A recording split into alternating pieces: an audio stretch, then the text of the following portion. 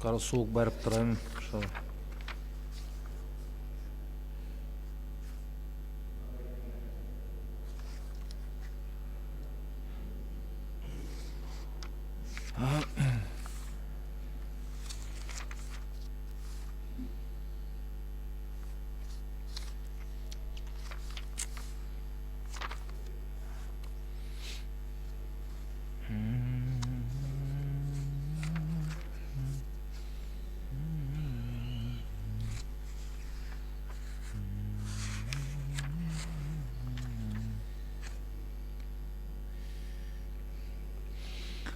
الحمد لله رب العالمين الصلاة والسلام على رسولنا محمد وعلى آله وصحبه أجمعين رب اشرح لي صدري ويسر لي أمري واحلل عقدة من لساني يفقه قولي أما بعد.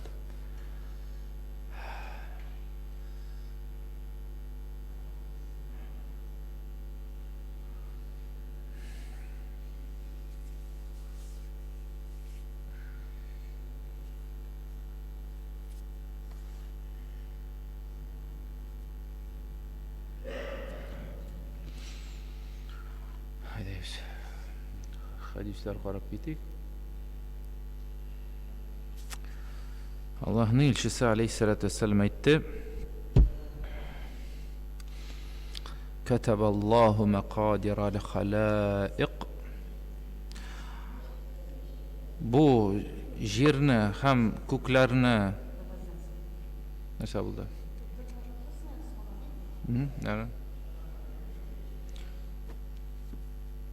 Allah Rabbimiz takdirini yazdı dedi Peygamberimiz Aleyhisselam. Takdirini yazdı. Bu dünyalarını, köklerini, hem yerlerini bar etir aldığından nerse 50 bin yıl ilik deb aytdi. Bu dünya hali bar etilmegen idi, şulay. Allah Rabbimiz indi bu dünyada nerse bulaşak, nerse niteşek takdir kıldı. Ko'pmi vaqt aldan? 50 bin yıl aldan dedi. Ham başka hadiste Allah'ın elçisi Aleyhisselatü Vesselam aytdı. İnnallâhe azze ve celle feraga ila kulli abdin min halqihi min khams. Allah Rabbimiz bir şey birini özünün kuluna takdir kıldı diyeyim. Takdir kıldı, bilgiledi diyerge bunlar şulay bit. 5 ay birini. Neydi ayberler alır? Min ecelihi. Ecel ne dedi birincisi? Ecel. Ecel nesi o? Bu dünyada nasıl? Bu dünya bilen sabullaşu vakıtı. Şulay bit. Sabullaşu vakıtı.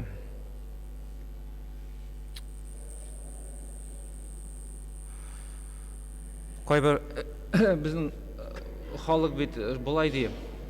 Кімдір мәсәлән 50 яшьтә үлә дә бер туганы утыралар инде 7-сендә кыргында бик яшь иде бит әле ул.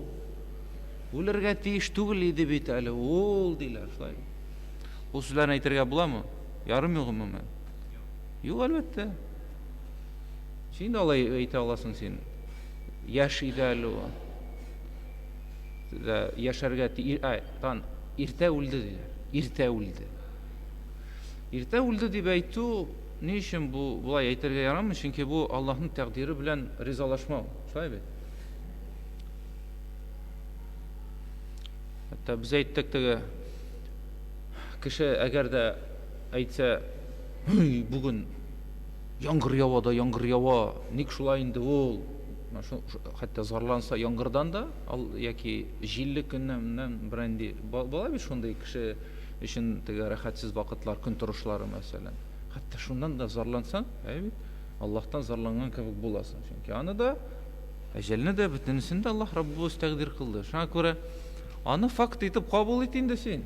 Бу алды кеше. Аллаһ Раббыбыз Коръәннә нәрсә ди? Мин ди сезне алам. Siz yaş şakta bulganda da ya bala sabıy. Şulay bit. Ham dip ayta yaşka, ulkan yaşka жетip, akıl буталган вакытта да алам дип әйтә. Ягъни үлем җибәреп, нәрсә? Сезне алам дип әйтә. Шулай бит, шуңа күрә бу сүз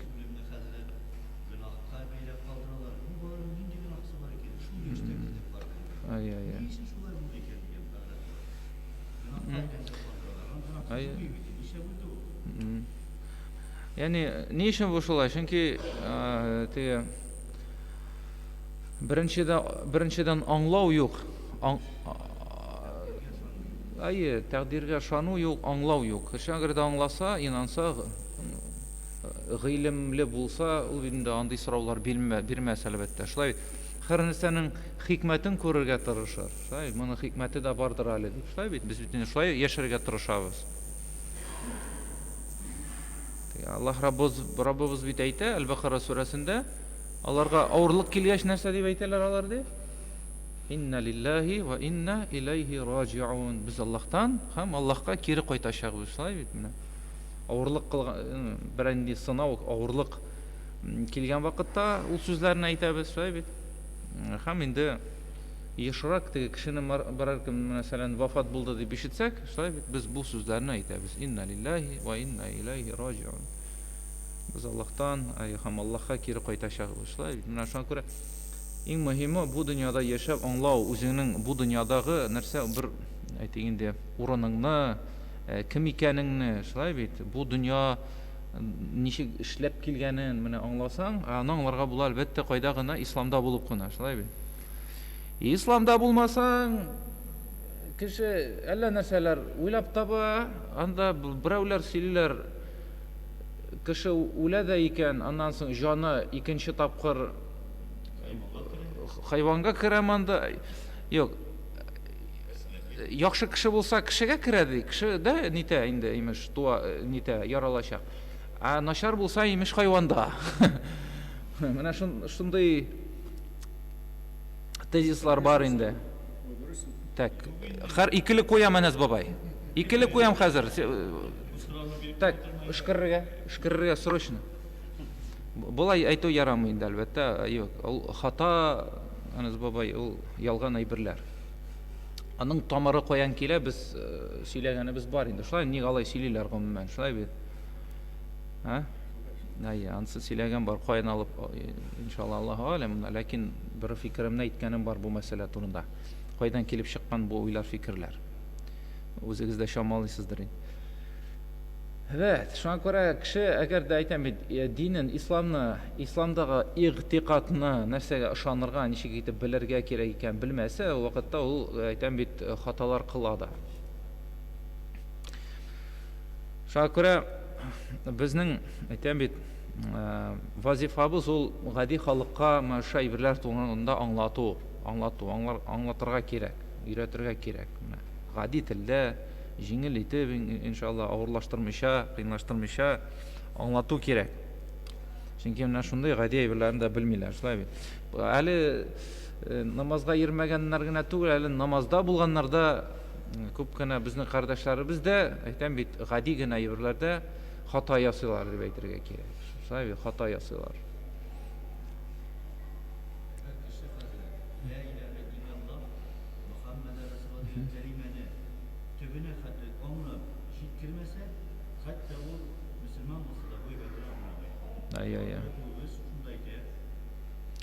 Шулай. Теге ла илаха илляллаһ дип попугай да әйтә алар, шулай бит. Шуңа күрә кеше бигрәк тә аңларга тиешле. Төшенү, аңлау кирәк, әлбәттә.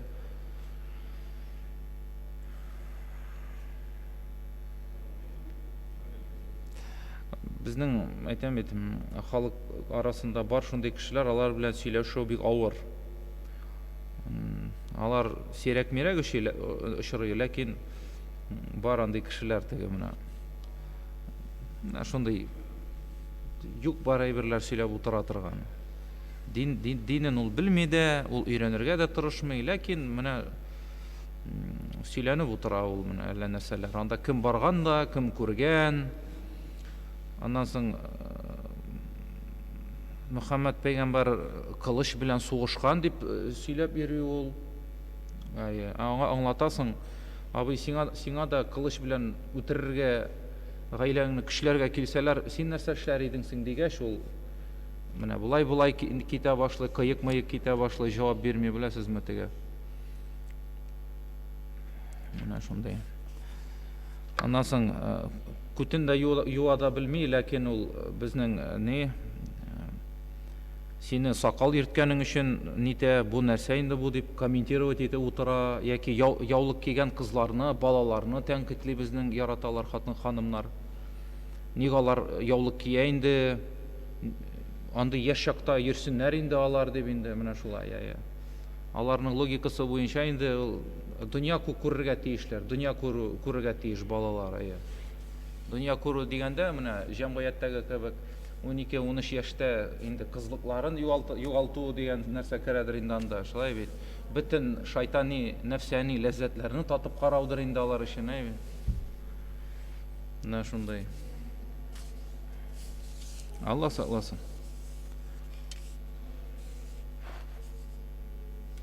Әле күптән түгел генә берәүләр безнең бит инде без сөйлибез, динебез, шулай бит, динебез, менә динебез өчен һәр мөселман да горур булырга тиеш, шулай бит, горурланырга тиеш. Теге бер кешегә Хәзрәти Умар радиллаһу анһу бит берәү булай нитеп бара икән дә инде ул әйтә: "Эй, туктатып, син нәрсә? Күтәр башыңны, син мөселман, син динең белән, исламда булуың белән горурлан" дигән. Күрсәт ди, горурлык булырга тиеш исламда булу, бит. Шулай дип кисәткән аны, яни. Шуңа күрә бар андый нәрсә теге бүгенге көндә дә мөселманлык белән горурлану юк ул. Мин әйтми тәкәбберләнү түгел, шулай бит, ләкин сез җәмәгать, без мөселманнар, шуңа күрә безне без мөселманча тотырга тиешле, шулай бит. Һәм динебез, Аллаһ Раббыбыз безгә биргән үзенең рәхмәте белән горурланырга тиешбез. Шулай бит, һәм дәрәҗәне төшермәскә. Һәм аларга аңлатасың, менә ислам ул иң дөрес, иң хак дин дисең, шулай бит. Тегеләр кызып китәләр, нәрсә дип? Ничек инде христианнар, ничек инде яһудилар, алар да дөрес түгелмени дип, беләсезме сез шуны? Безнең татар шундый дәрәҗәгә җитте, әйтәм бит, башка ниләрне кимсетәсез икән, алар да кеше бит дип кызып китәләр. Соң алар да бит үз ширатларында үзләренекен дөрес дип әйтә, шулай бит. Мин нәрсә, киресенчә әйтергә тиешмени? Юк, ислам дине ул иң дөрес дин түгелме, шулаймы? Юк, әлбәттә. Шуңа күрә без кая гына булмыйк, бит. Без динебезне кешеләргә иң дөрес юл дип күрсәтергә тиешле, шулай бит. Ләкин андый контекстта түгел, теге менә килеп, мәсәлән, әгәр дә без кайдыр киләбез икән, анда башка дин әһелләре әйтә: "Сез бөтенегез дә адашкан, сез бөтенегез дә җәһәннәмдә янашаксыз" дип, алай түгел, әлбәттә. Матур дип, шулай бит. Матур итеп, иншалла. Аңлатып фикерләтерлек өчен. Нәрсә?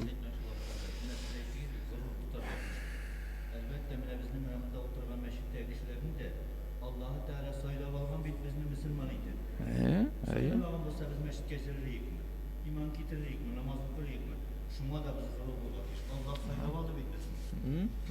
Nişememin dışarısı. Şuna göre aytam bit. Менә ул бар, ул бездә хәзерге замананың мөселманнарының бер проблемасы, әйтәм бит. Ул үзен теге безне аңлашыла, мөселманнарны гел телевизордан, радиодан, интернеттан кыйтлиләр. Безне ниндигән ярлыклар нитмәделәр, илмәделәр. Иң кабахат һәм иң начар кеше ул мөселман бүгенге көндә, смида, шулай бит. Бөтен әшәкелек мөселманнардан дип күрсәтеп торалар. Үтерүче, нитүче, тесе бусы, шулай бит. Ләкин дәвам итәм, һәм күп кенә мөселманнар моңа ышана. Ышанып, үзен инде гаепле итеп хис итә башлыйлар. Менә бу дөрес түгел. Бу позиция ул дөрес түгел, чынлыкта, әйтәм бит. Без мөселман, әлхәмдүлилләһ, анда нәрсә генә карван бара, эт өрә торыр, шулай бит, этләр өрә алар. Шуңа күрә без бирешмик. Biz Allah'a şükür süyünik. Allah Rabbimiz әйтәм бит, үзенең рәхмәте белән безгә бирде мөмкинчелек. Biz диндә, иманда һәм аны горур итеп, менә шулай алып барырга кирәк, иншалла. Әйтәм бит. Менә шуңа күрә Төшенкелек булырга тиеш түгел. Төшенкелек ул мөселманның сыйфаты булырга тиеш түгел. Төшенкелек була икән ул бетте дигән сүз, шулай бит. Әгәр дә сахабалар радиллаһу анһум шулай утырсалар иде, төшенкелеккә бирелеп, безне Мәккә мөшрикләре нитә бит тегеләр әйтә була, кыерсыта дип. Шулай бит ул вакытта бер нәрсә булмас иде. Ләкин әйтәм, алар аңладылар, алар төшенделәр, алар үзләренең шушы фикерләрен сакладылар, алар өчен көрәштеләр, шулай бит. Ул сахабалар радиллаһу анһум. Алар безгә мисал да. Шуңа нәрсә генә әйтсәләр дә, бик кайда гына булсагыз да, динегезне, исламны яклагыз, якларга кирәк аны, якларга кирәк. Мин әйтмим теге талашырга, нитергә, юк, матур гына, ипләп кенә, әлбәттә, гыйлем белән. Гыйлемсез ул бәхәсләргә, нитергә, кергә бөтенләй дә ярамый, шулай бит. Шуңа күрә гыйлем белән якларга кирәк динне. Чөнки бу дөньяда да тәҗрибә шуны күрсәтте, күп кешеләр әле исламда түгел. Ни өчен? Чөнки менә шундый уйдырмаларга ышанып киләләр. Шулай бит. Һәм аларга, беләсезме, бер ислам турында китап кына алып уку җитә дингә килер өчен. Андый очраклар бик күп. Андый кешеләр күп йөри. Чөнки әйтәм бит, бүгенге көндә теге пропаганда бик яхшы эшли ул.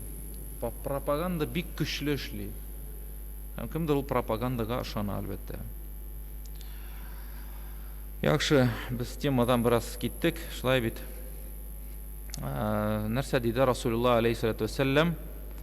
5 әйберне Аллаһ Раббыбыз тәкъдир кылды, билгеләде үзенең кулына диде. Беренчесе дә ул әҗәл диде, шулай бит, әҗәл. Икенчесе гамәлләр, шулай тәкъдир кылынган. Менә безнең бу мәчеттә булуыбыз, намаз укуларыбыз, уразамы, нәрсәме, ниндидер хәсәнәтләр, убудиятләр кылуыбыз безгә, бөтенебезгә дә Аллаһ Раббыбыз тәкъдир кылган, алхамдулиллаһ. Шулай бит, кемгәдер тәкъдир кылынган аның шәкерлекләре, шулай ул.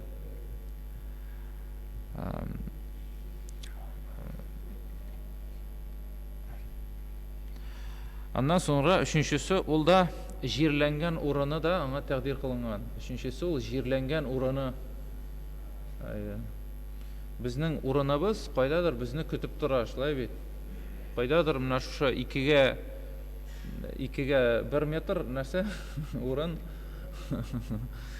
Безне көтеп тора, кайдадыр бар ул, монда молодежный даманда, яки кайсыдыр районда мында, яки Джәннәтул Бақия ниндәме, Кубуристанындамы, Баракая Гараб ярымутравындамы, ул урыныбыз безгә билгеләнеп куелган, шулай бит. Шуңа күрә ул да тәкъдир безгә, алхамдулиллаһ. Теге сахабаларның радиллаһу анһум шундый гадәте бар, кайберләренең, шулай бит. Алар үзләренең йортлары, үз йортлары белән тора иделәр бит инде.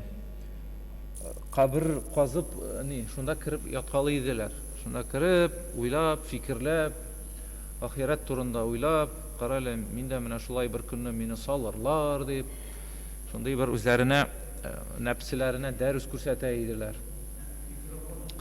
Бүгенге көндә,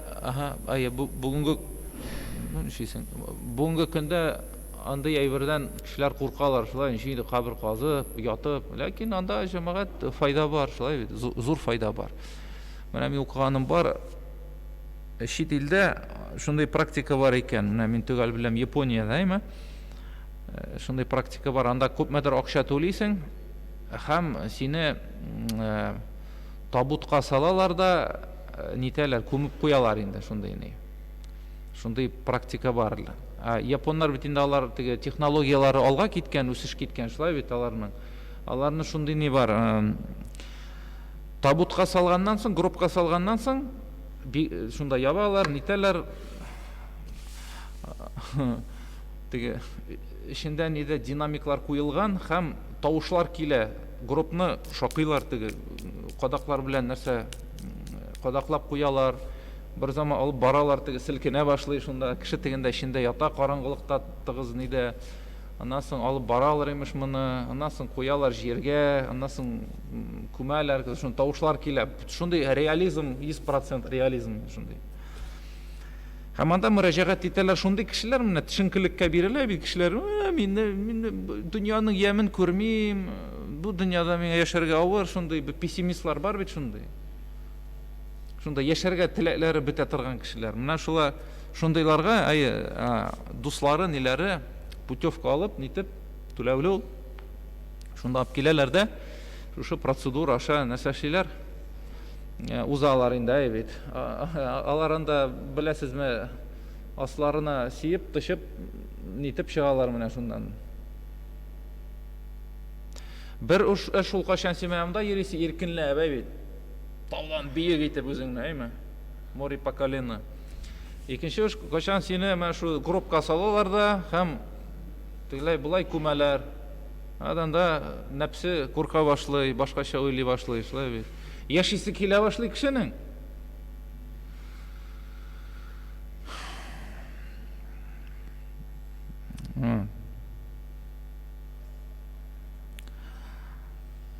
Шуңа күрә менә шулай итәләр. Кара кайдадыр безнең ул җир бар. Безне көтеп тора, әйтәм бит. Көтеп тора.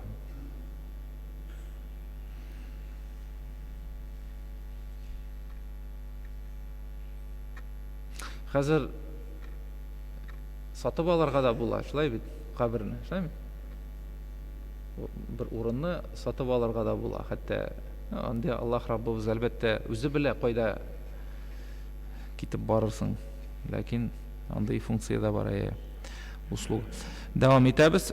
Гамәл дидек, әҗәл, амәл, җирләнү урыны тәкъдир кылынган. Һәм дә шулай яшь тәкъдир кылынган дип әйтә Расулыбыз алейһиссәлам. Яшь тәкъдир кылынган. Ошо 5 әйбернең берсе ул. Күпме яшәячәгебезне шуңа күрә Аллаһ Раббыбыз безне 40 яшьтә аламы, 5 яшьтә аламы, 100 яшьтә аламы, ул да Аллаһның тәкъдире. Шуңа күрә әйтергә ярамый.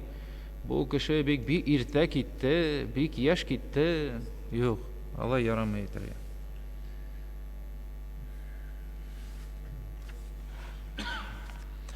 Аллаһ Раббыбыз безгә карата нәрсә генә эшләсә дә, нәрсә генә бирсә дә, нәрсәнең алса да, ул хаклы, шулай бит, чөнки ул безнең хуҗабыз. Күрә, һәр нәрсәдән безгә риза булу кирәк иншалла. Ничә яшьтә алса да, нәрсәдер бирсә дә, нәрсәдән мәхрүм итсә дә безне, без шуңардан Аллаһ Раббыбыздан риза, шулай бит. Менә шуңа күрә мөселманнарга асылда яшәүе җиңелрәк дә дип әйтергә була, чөнки алар менә бу нәрсә ничек бөтен нюансларны беләләр, шулай бит. Менә шушы бөтен безгә башыбызга килгән сынауларда алар бөтенесе Аллаһтан, шулай бит. Бөтен рәхәт әйберләрдә, сөенечләрдә, авырлыклар, сынауларда, шулай ул Аллаһтан. Шуңа күрә менә шу хикмәтне күрәсең, күрә белсәң, әйтәм бит, яшәү җиңелрәк. Һәр нәрсә Аллаһтан.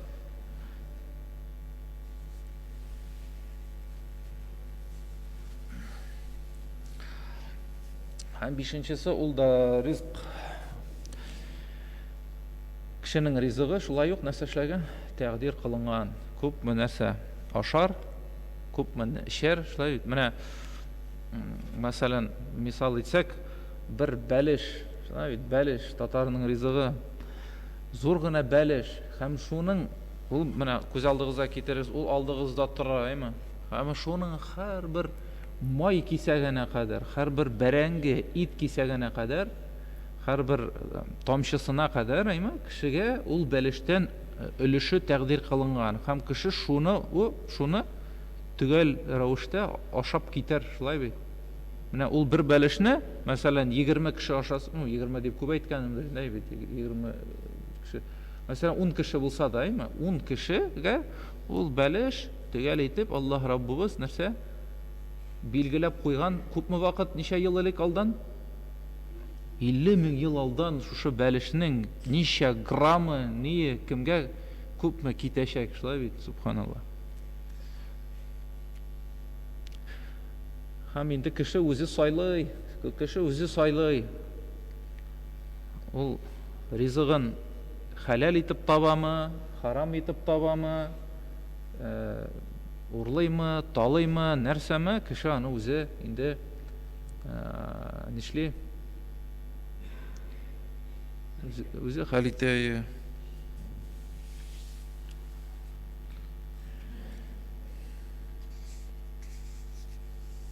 Ризык мәсьәләсе ул бик мөһим, шулай бит. Хәтта кыямәт көнне диелә, кешеләргә карап, кыямәт көнендә аның бу дөньяда яшәгән вакытта нәрсә ашаганы билгеле булыр диелә.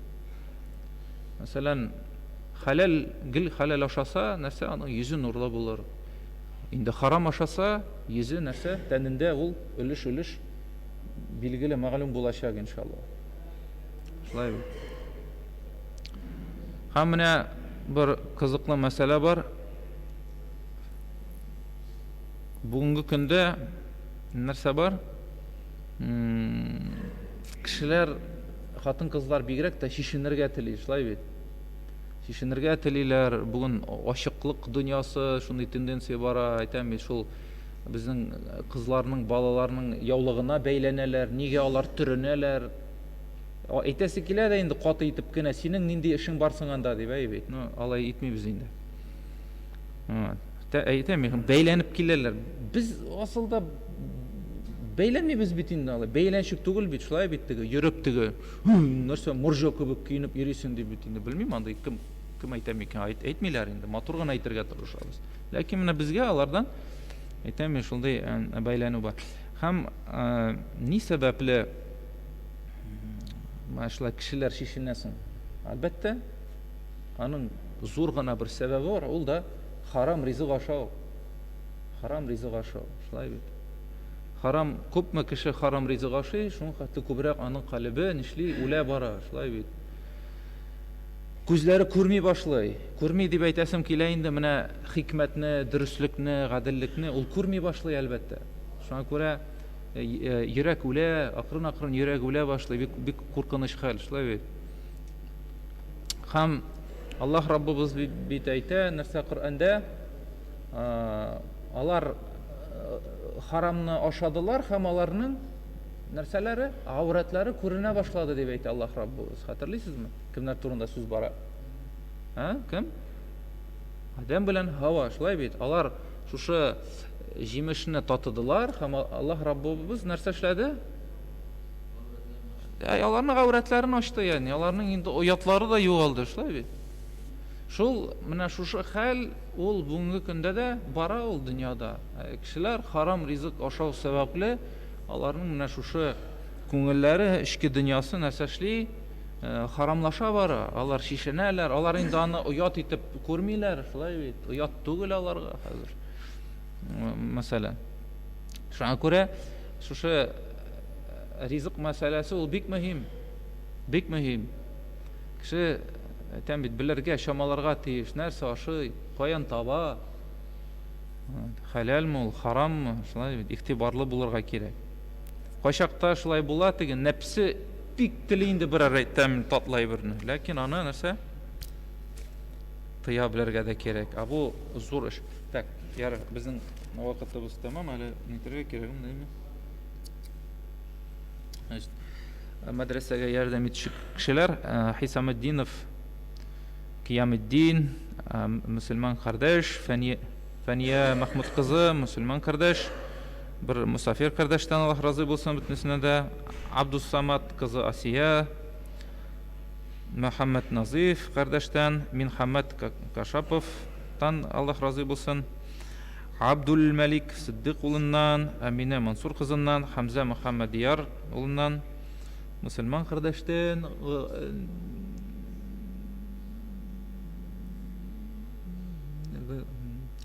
Әхмәд Назир улыннан, Илнур Әбрар улыннан, Хәмдә Илачиддин кызы Фаимәдән. Аллаһ Раббыбыз разый булсын. Әҗерен бирсен, әлхәмдүлилләһ. Һәм мөхтәрәм җәмәгать, шундый бер игълан бар. Тыңлагыз, иртәгә 19 октябрь көнендә бөтен дөнья буенча татарча диктант яз дигән Şara aksiya үткәреләчәк иншалла. Чаллы шәһәре мәктәпләрендә дә сәгать 1-дә, көндезге 1-дә бу акциядә катнашып була. Катнашырга теләгән кешеләр тулырак мәгълүмат белән diktant.tatar дигән сайтта таныша ала. Акциянең максаты татар телендә хатасыз язарга өйрәтү, әдәби татар телен кулланучыларның даирәсен арттыру, орфографик һәм грамматик хаталарны тикшерү, һәр теләгән кеше диктант язуда катнашып татар телен белү дәрәҗәсен тикшереп карый ала. Менә шул, шуңа күрә иртәгә әйдәгез, матур гына ипләп кенә менә 48-нче комплексында 79-нчы гимназия бар бит. Ул бөтен мәктәптә дә узмый дип әйттеләр миңа. Әйме? Бөтен мәктәптә дә узмый, менә монда янәшә мәктәптә ул 79-нчы гимназиядә кайда ул теге баштамы. Шуңа күрә сәгать 1-гә килегез, язып карагыз, юри генә ничек булыр микән, шулай бит. Иншалла.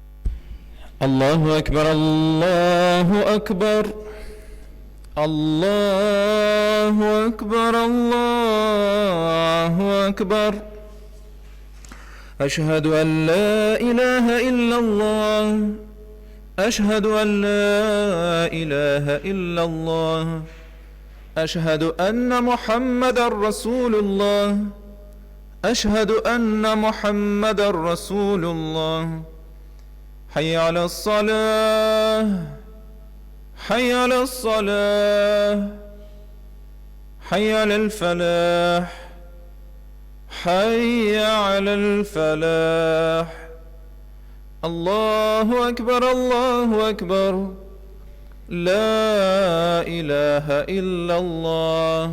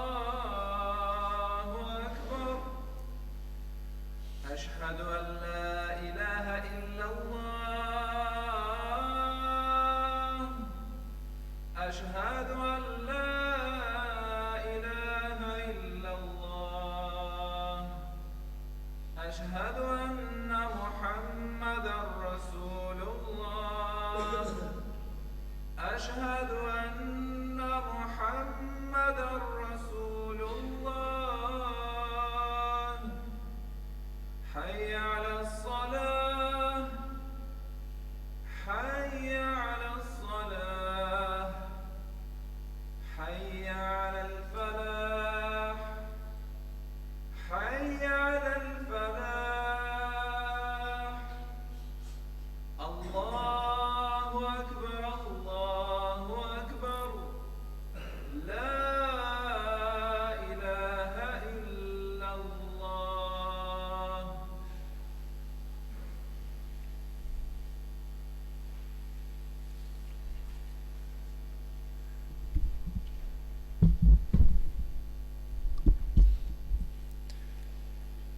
الحمد لله هدانا للإيمان والإسلام ومحمد وجعلنا محمد وعلى آل محمد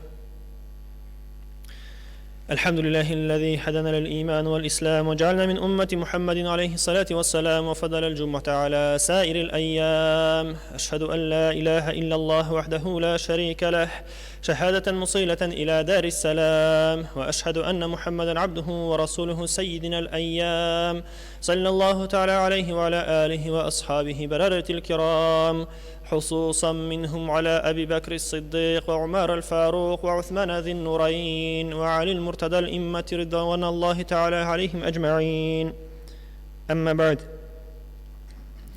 أيها الناس يوصيكم بالتقوى الله عز وجل والنفس أول بالتقوى الله الحمد لله الحمد لله الحمد لله رب العالمين والصلاة والسلام على رسول الله محمد وعلى آله وصحبه أجمعين barcha maqtovlarimiz bizlarni yo'qdan bor qilib tarbiyalab turgan va barcha alamlarning Robbisi bo'lgan Alloh subhanahu va taolaga bo'lsa edi va ko'ngil turlarimizdan chiqqan salovat shariflarimiz oxir payg'ambarimiz suyukli payg'ambarimiz Muhammad Mustafa sallallohu alayhi va sallamga va uning oila ahllariga va sahobalarına borib erishsa edi. Alloh taolo bizlarning jumg'a orasida ikki jumg'a orasida bandachilik bilan bilib bilmay qilgan ulug' gunohlarimizni g'afur etib endi Alloh rizoligi uchun deb Alloh taolo qabul etsin, rozi bo'lsin deb ishlagan amal g'aybatlarimizni bergan xayr sadaqalarimizni inshaalloh o'zining keng rahmati bilan dursab qabul etsin. Muhtaram jamoat, bugun inshaalloh nafs turunda qarab ketarmiz. Endi Alloh taolo Qur'on Karimda Tin surasida 4-5 oyatlarda 4-5 oyatlarda aytadi: Estaizu billah laqad xalaqnal insana fi ahsani taqwim thumma radadnahu asfala safilin. Sadaqallohul azim. Biz kishini eng yaxshi kayfiyatda yaratdik. So'ngidan esa uni eng tuban darajalarga tushiramiz deb Alloh taolo bu ikki oyatda xabar beradi. Shuningda da o'ylab qarasak, Alloh taolo bizni eng yaxshi kayfiyatda yaratdi. Eng yaxshi suratda yaratdi, bizga aql berdi, shunday tanimizni berdi. Hattoki qaysi bir olimlar da shunday ulanirlik fikrni aytsalar, bu dunyoda hayvonlarni qarasak, qushlarni qarasak, butunisi jimni, oziqni og'zi bilan yeyilib ostan ashiy. Biz nishimiz? Biz qo'l bilan ko'tarib ashiymiz. Boshimizni iyamiz qaysi vaqtdagina? Boshni iyamiz Alloh taolaga sajda qilgan vaqtdagina. Boshqa vaqtda biz tuz, motor, ko'rkam etib yuribmiz. Motor kiyimlarni berdi Alloh taolo bizga, aqlni berdi Alloh taolo bizga. Bir-birimizning tug'anlar, atiyanlarimizni, tug'anlarimizni, halol jifatlarimizni, bog'larimizni ham ko'rkam ravishda yashash mumkinligini Alloh taolo bizga bo'lak etib berdi, agarda biz buni ko'ra bilsak endi inshaalloh. Amma lekin shunga da qaramasdan kishi nishlarga mumkin xalq orasida da yurishini so'zdagi hayvondan da tubanroq darajaga tushiradigan so'zlar yurishlar bit. Tushirga mumkin shunday tuban darajaga hattoki Alloh saqlasin jahannam o'tına da kirib ketirga mumkin. Nima sababdan? Alloh taolaning кушканнарын үтәмәү сәбәпле, Аллаһ Тәгаләнең тыйган күренешләреннән тыйла белмәү сәбәпле, һәм менә бу эштә инде без беләбез, безнең нәрсәбез бар безнең, шушы эшкә этәрә торган дип әйтик инде, Аллаһ Тәгаләдән тайпылдыра торган, яхшылыкны, рәхәтлекне эзли торган, ул да булса Аллаһ Тәгалә безгә нәфес бирде, нәфесне бирде. Һәм инде карап китсәк, үзебезнең төзелешебезне Аллаһ Тәгалә безне нәрсәләрдән яралты соң, нәрсәләр бирде соң дигәндә, кыска гына 5 нәрсәне карап китергә була. Аллаһ Тәгалә инде безне туфрактан яралты, безнең тәнебезне туфрактан яралты. Икенчесе, Аллаһ Тәгалә безгә үз тарафыннан жан бирде, шулай бит. Аллаһ Тәгалә жан өрде безнең тәнебезгә. Тән үзе генә булса яши аламы? Тән үзе генә булса яши алмый. Бит, шулай бит, жан кирәк. Жан өрде. Өченчесе инде төрле хисләр, фикерләр булып тора торган йөрәк. Менә бу мәсьәләдә дә күп кенә галимнәр ачыклады. Без күнеккән нәрсә, кая уйлыйбыз дип, баш белән уйлыйбыз дип күнеккән, шулай бит. Әмма ләкин галимнәр нәрсәне ачыклады? Уй фикер килә кая? Башка түгел, калбкә, ягъни йөрәккә килә уй фикер. Аннан соң гына башка бара. Иң беренче чиратта калбкә килә. Монда да инде шуңа күрә шу хисләр белән, фикерләр белән тулган йөрәкне Аллаһ Тәгалә яралты инде. Дүртенчесе, яхшылык белән начарлыкны айырып тора торган акыл бирде, ансы инде иншаллаһ. Баш белән уйлап фикерләйбез дибез бит, бит акыл дибез, акылны инде узган вагызда карап киткән, тукталып киткән. Чынлыкта да Аллаһ Тәгалә безгә акыл бирде. Акыл белән уйлап фикерләп карасыннар өчен, без карасын өчен, без карасын өчен дип әйтик бит. Уйлап фикерләп карасак, чынлыкта да бүгенге көндә шөкер әйтеп бетергесез. Һәм инде 5-нчесе, әйткәнчә, канагатьлекне эзләүче, канагатьләнү эзләүче нәрсәне бирде? Нәфес, ягъни нәфесне бирде. Хәтта ки галимнәр әйтәләр, әгәр дә безнең нәфес булмаса, безгә берәү дә кирәк булмас иде. Нәфес булмаса, без роботлар урынына йөрер идек дигән фикерләр дә бар.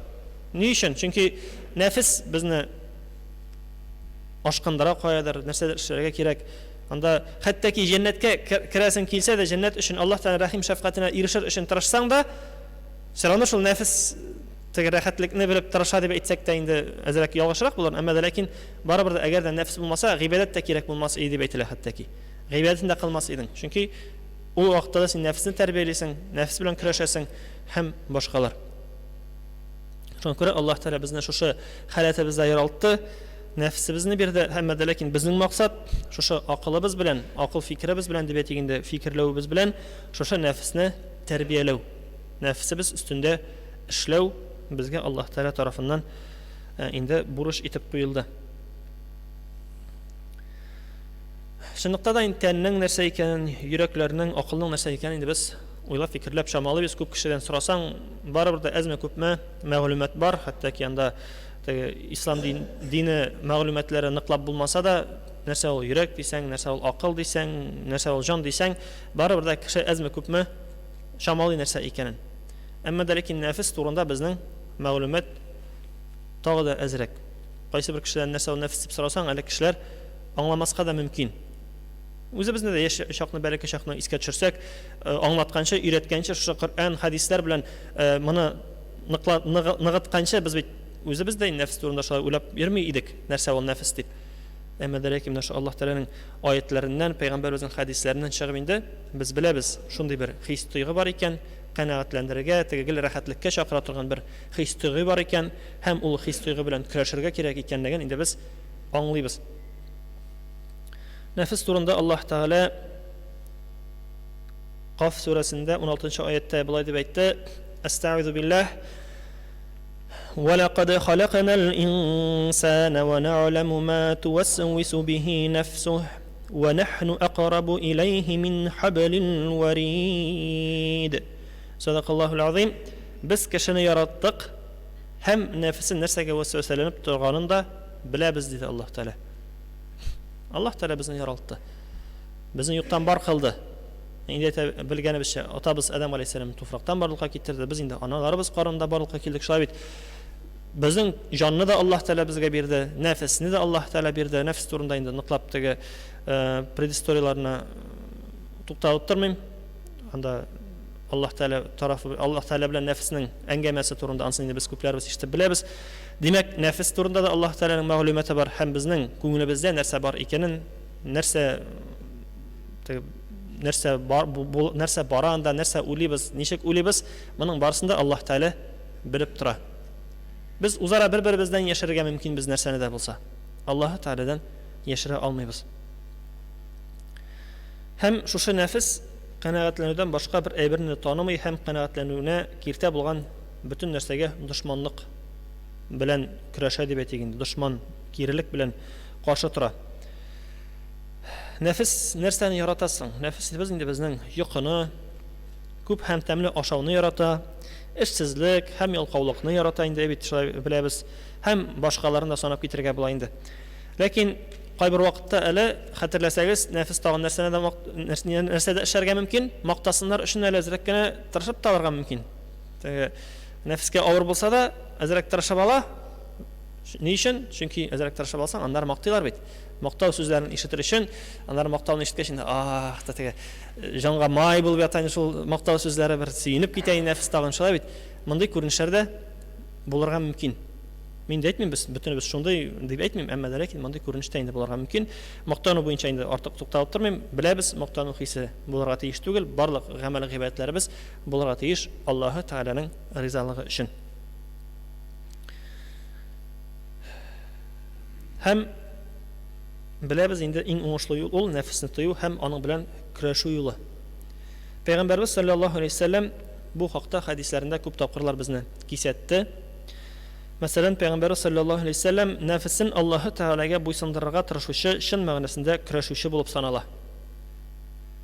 Ягъни ул нәфесе белән көрәшә, Аллаһ Тәала юлына буйсындырырга тырыша. Һәм шулай ук Пәйгамбәрбез саллаллаһу алейһи вассалам көрәштән кайткан сахабаларын шундый сүзләр белән каршы алды. Каршы алган иде дөресрәге, кичкенә сугышны калдырып, зур сугышка хуш килдегез. Сахабалар сугыштан кайткан, яу кырыннан кайткан, бит кылычлар күтәреп сугышып кайтканнар. Шуннан соң Пәйгамбәрбез ничек каршы алды? Кичкенә сугыштан килдегез кая? Тагы да зуррак булган сугышка хуш килдегез дип каршы ала. Сүздә юк инде, бу сүзләрне ишеткән сахабалар нишләр? Аптырап калалар һәм Пәйгамбәрбезгә мөрәҗәгать итеп сорыйлар. Зур сугыш, нинди сугыш соң ул? Монсы кичкенә сугыш булгач, моннан да зуррак сугыш, нинди сугыш булырга мөмкин соң дип аптырап Пәйгамбәрбездән сорыйлар һәм Пәйгамбәрбез саллаллаһу алейһи вассалам җавап итеп, нәфес белән сугышу диде.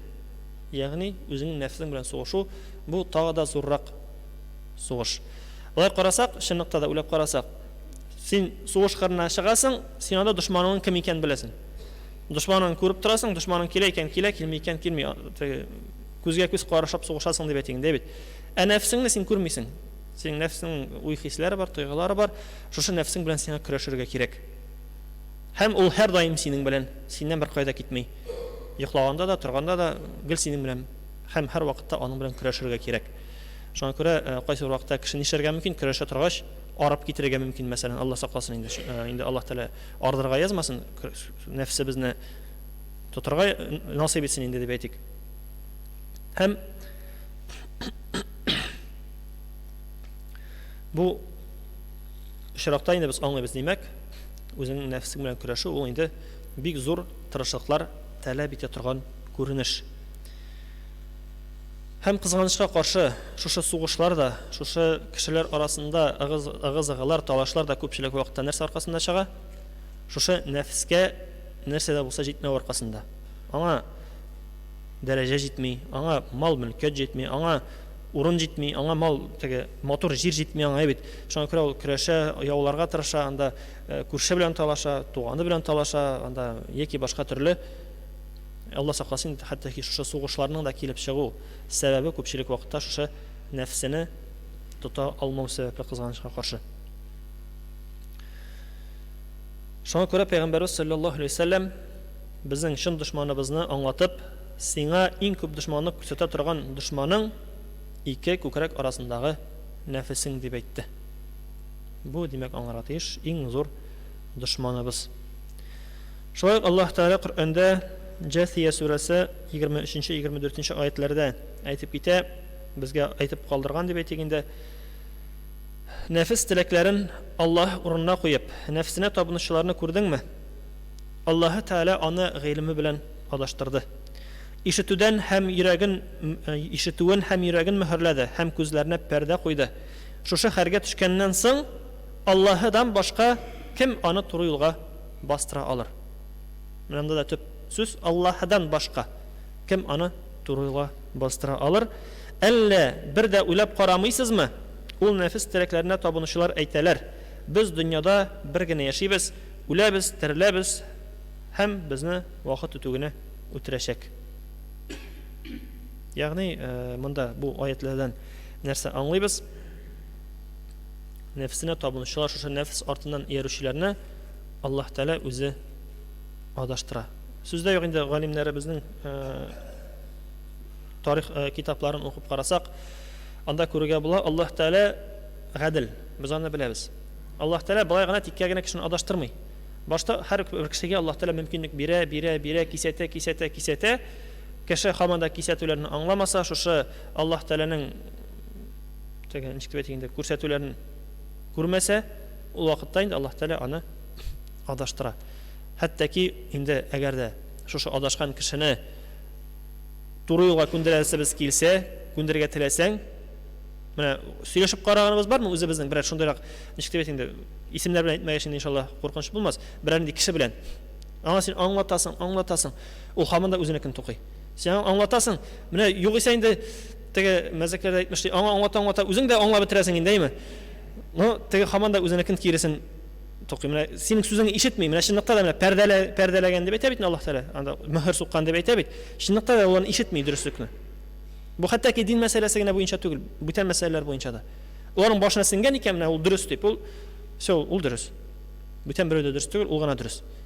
Ул күзе күрми икән, аның күрми инде. Шуңа күрә, мөхтәрәм җәмәгать, бу ишракта иң зур көрәшү юлы нинди? Дуга. Инде дугага ныклап тукталмыйбыз. Ничебез? Аңлаттык икән берәүгә, аңламады икән, соңыннан дуга кылабыз: "Я Раббим, Аллаһ, аны да, мине дә һидаяткә, туры юлга күндер, дөрес юлдан барыйк, нәфсебезгә хуҗа булыйк, нәфсебезгә хуҗа булмасын" дип инде Аллаһ Тәаләгә дуа кылыйк. Иншааллаһ, Аллаһ Тәала ярдәменнән ташламас. Чөнки Аллаһ Тәалә генә күндерә ала. Без түгел. Без сәбәпче булып тора алабыз. Аллаһ Тәала насыйп итсә, ансы да. Булмаса инде юк. Шуңа күрә дугаларыбызны да кылсак бик яхшы булыр иншааллаһ. Әле аның бит әле бер ягы да бар. Теге ансы да әзрәк нәфскә кагыладыр инде. Кешене туры юлга күндерәм дип теге батырай кайсы вакытта тотынабыз, шундый батырай бит, мин аны күндерәм, мин аны дип. Әмма ләкин кайсы вакытта онытабыз нәрсәне әйтергә? Иншааллаһ, Аллаһ Тәала насыйп итсә дип. Анда теге аңлатам, мин аны һәр шулай дип җиргә җиткереп аңлатам дип әйтәсең, әмма ләкин иншааллаһ кайсы вакытта әйтергә онытсаң, ул вакытта инде бигрәк тә барып чыкмый аңлатуларың. Шуңа күрә һәрбер эшебезне Аллаһ Тәаләгә без тәвәккәлләргә тиешлебез.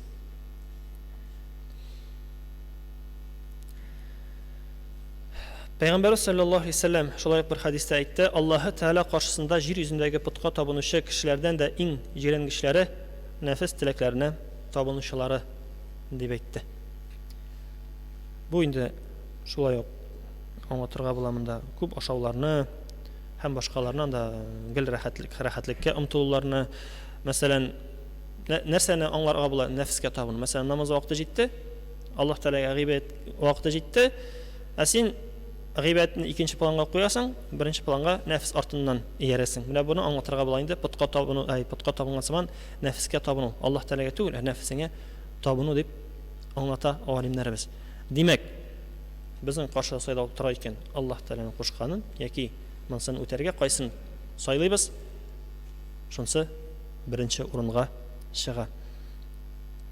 Дауд галәйһиссәламгә Аллаһ Тәала: "Эй Дауд, кардәшләреңә әйт, нәфес теләкләре артыннан йөрмәсеннәр һәм шуны белсеннәр, нәфес теләкләре белән тулган күңелләр миннән пәрдәледер" дип әйтте.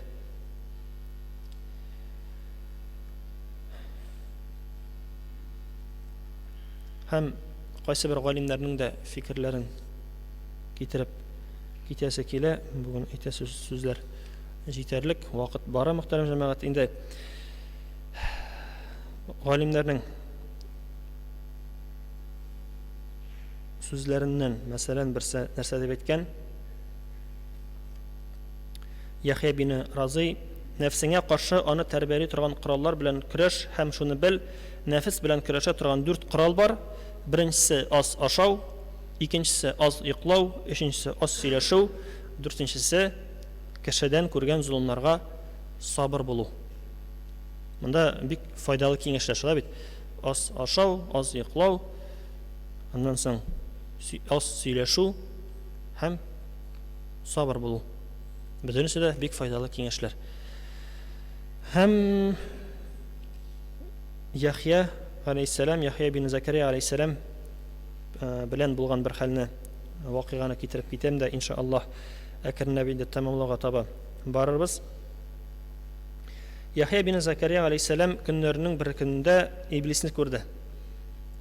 Ягъни Яхья пәйгамбер алейһиссалам инде иблисне күрде һәм иблис кулына чорнап ала торган арканнар, җепләр тоткан иде. Күз алдына китерик, иблисның кулында җепләр, арканнар тоткан, асып бара һәм Яхья аннан кулыңдагы җепләр белән нәрсә эшлисең дип сорады. Иблис кешеләрне кызыктыра торган, гөнаһка кертә торган җепләр бу дип аңлатты. Шушы җепләр, тотып бара торган җепләр, инде димәк, кешеләрне кызыктыра торган, адаштыра торган, мисал өчен бар бит әле балаларны нәрсә белән кызыктырабыз инде обычно без? Конфеттер, анда ялтыравык ниләр белән дип әйтгәндә бит. Монда да шушы кешеләрне кызыктыра торган, гөнаһка кертә торган җепләр дип Иблис аңлатты.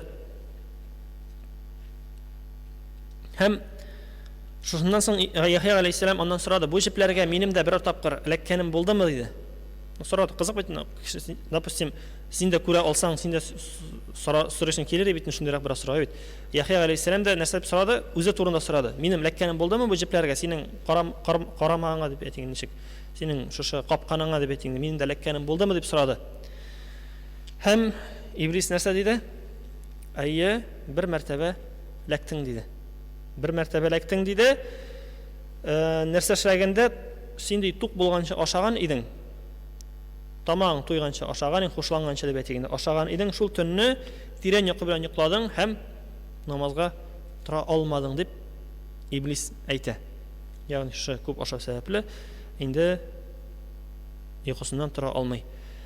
Һәм Яхья алейһиссалам шушыны ишеткәч тетрәнеп куйды һәм әйтте: "Аллаһ белән ант итеп әйтәм, башка бер кайчанда тук булганча ашамаячакмын" диде. Һәм шушыннан соң Иблис тә тетрәнеп куйды һәм ул да әйтте нәрсә диде? Башка моннан соң беркемгә дә яхшы киңәш бирмәячәкмен диде. Чөнки ул Яхья алейһиссаламга әйтте дә, бу Яхья алейһиссалам моннан үзенә уй фикерләрен чыгарып, үзенә максат куйды. Иблис тә инде аңлады да бу хәлне, бүтән әйтмим диде. Шуңа күрә монда инде аңлыйбыз нәрсәне? Һаманда күп ашау шулай ук бик яхшы күренеш түгел. Ашау мәсьәләсе буенча инде без беләбез, ишеткәнебез бар. Безгә киңәш ителде нәрсә? 3 өлешкә бүләргә. Берсе ризык, берсе су, берсе һава. Безнең һавага куенда һавага. Безнең әле һаваны этеп чыгарып әлендә рәхәтләндереп тутырабыз. Шуңа күрә һавага да урын калдырырга тырышыйк. Икенче бер киңәш буенча нәрсә дип әйтелә? Өстәл артыннан торып киткәндә синең ашау тойгысы калырга тиеш, ашыйсы килү тойгысы калырга тиеш. Все булды, бетте, сыймый бүтән дип түгел, инде ашау тойгысы калырга тиеш. Бу мәсьәлә буенча инде һәрберебез үзебез өстендә эшләргә, үзебез белән үзебез көрәшергә максат куйсак, бик хәерле булыр иншааллаһ. Инде мөхтәрәм җәмәгать, Аллаһ Тәгалә һәр барчаларыбызга дөньяда да, ахирәттә дә уңышка ирешергә насыйп итсен, нәфсләребезне үз кулыбызга алып тәрбияләргә көч бирсен иншааллаһ. Инде иншааллаһ Аллаһ Тәгаләнең кушканнарын үтәп, тыйганнарыннан тыйылып яшәп, үзара тату гомер итеп, бергә-бергә бердәм булып яшәргә, ислам динендә яшәп дип әйтгәндә ахыр сулышларыбызда да ла илаһа иллаллаһ ва Мухаммад расулуллаһ кәлимәсен әйтеп, ныклы иманыбыз белән Аллаһ Тәгалә каршына басырга, аның вәгъдә кылган җәннәтләренә кереп, бергә-бергә очрашырга, сөенешергә иншааллаһ. Аллаһ Тәгалә үзе насыйплардан әйләсен. بارك الله لنا ولكم في القرآن العظيم ونفعنا وإياكم بالآيات والذكر الحكيم إنه هو العفو الرحيم الجواد الكريم العلي العظيم السميع الدعاء.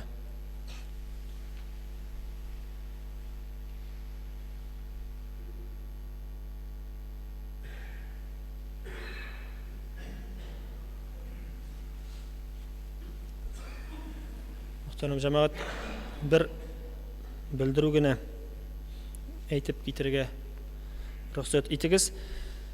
İnşallah ertaga, ya'ni 19 oktyabr kunni butun dunyo bo'yicha Tatarcha diktant yoz degan aksiya o'tkaziladi. İnşallah shahar maktablarida da 13 soat 13:00 ya'ni kunduzgi soat 1da bu aksiyada qatnashib bo'lashaq. Qatnashirga tilagan kishilar to'liq ma'lumot olish uchun angliskiy harflar bilan diktant.tatar degan saytda tanisha oladi. Hem bu aksiyanın maqsadi narsada tatar tilində xatosuz yasarga öyrətuv, ədəbi tatar tilin kullanıcılarının dairəsini arttırу, orfografik hem grammatik xatalarını tekşiru, hər tiləgən kişi diktant yazıda qatnaşıb tatar tilin bilu dərəcəsini tekşirib qarый ala. Əgər də özünüzün tilimizni deb aytaylik, tilning dərəcəsini, sifatını tekşirib qarıysınız kelə ikən, indi inşallah şuşa şarada biz de qatnaşa alabız, tekşirib qarый alabız. Siz de yağında bu irikli, kimler tili bara alasız, qatnaşa alasız inşallah. Tilimizni de saqlaw, ol şoyq bizning buruş, bizning üstü Allah Teala tarafından qo'yilgan bir emanet. Elhamdülillahi nahmaduhu ve nesta'inuhu ve nestağfiruhu ve netevekkalu aleyhi ve na'udhu billahi min şururi anfusina ومن سيئات أعمالنا من يهده الله فلا مضل له ومن يضلله فلا هادي له أشهد أن لا إله إلا الله وحده لا شريك له وأشهد أن محمدا عبده ورسوله إن الله وملائكته يصلون على النبي يا أيها الذين آمنوا صلوا عليه وسلموا تسليما اللهم صل على محمد وعلى آل محمد بعدد من فعل وقام وصل وسلم عليه جميع الأنبياء والمرسلين اللهم اغفر لي ولوالدي والمؤمنين والمؤمنات والمسلمين والمسلمات الأحياء منهم والأموات اللهم انصر من نصر الدين اللهم انصر من نصر الدين اللهم انصر من نصر الدين واحذل من حذل الدين عباد الله إن الله يأمر بالعدل والإحسان وإيتاء ذي القربى وينهى عن الفحشاء والمنكر والبغي يعظكم لعلكم تذكرون اذكروا الله يذكركم واشكروه يزد لكم واستغفروه يغفر لكم ولا ذكر الله أكبر لو كنتم تعملون وأقيموا الصلاة.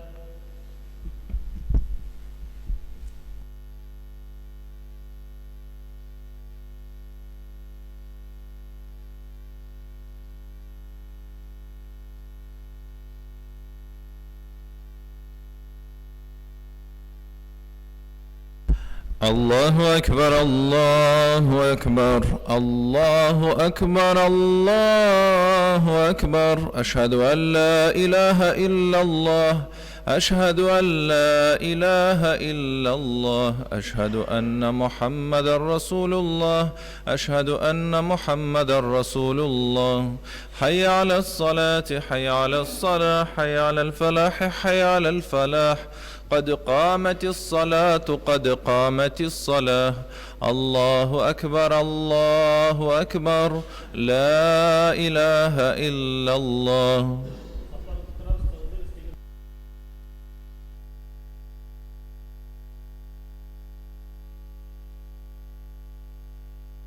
Aminni işten aytamiz. Cuma namazının 2 rakat farzı.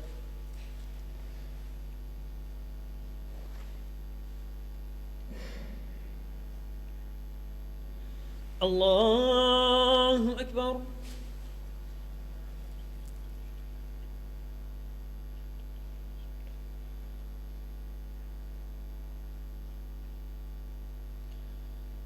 الحمد لله رب العالمين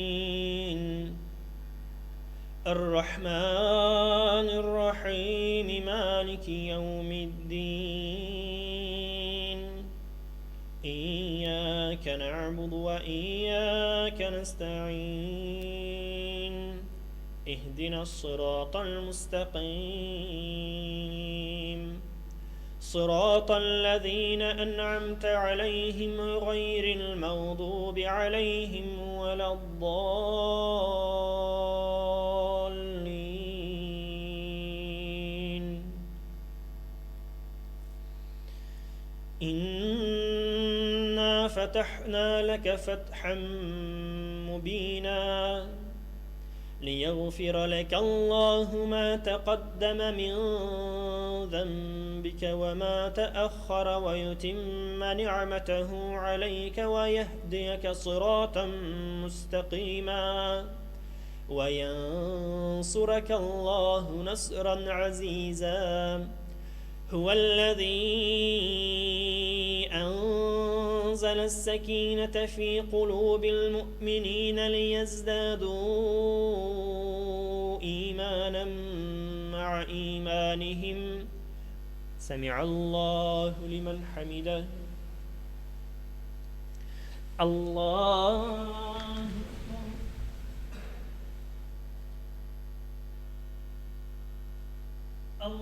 الله أكبر الله أكبر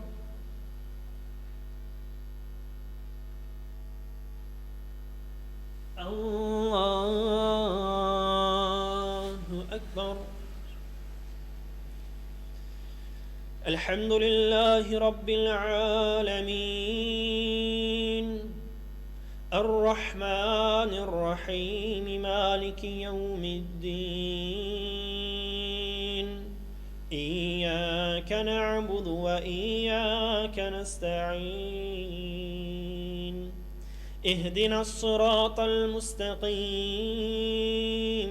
صراط الذين أنعمت عليهم غير المغضوب عليهم ولا الضالين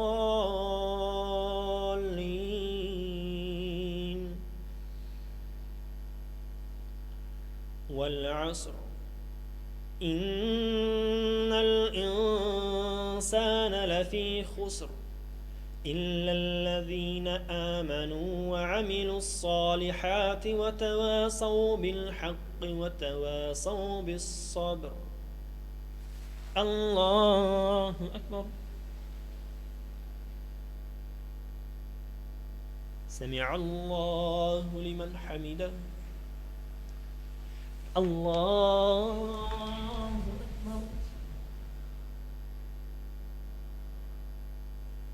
الله أكبر الله أكبر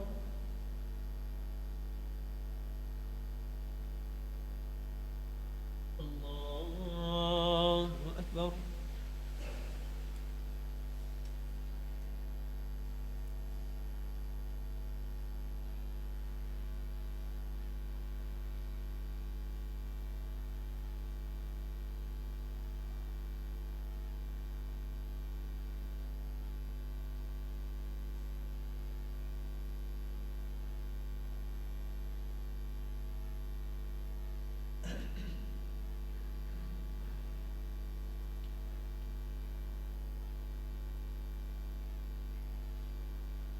السلام عليكم ورحمة الله السلام عليكم ورحمة الله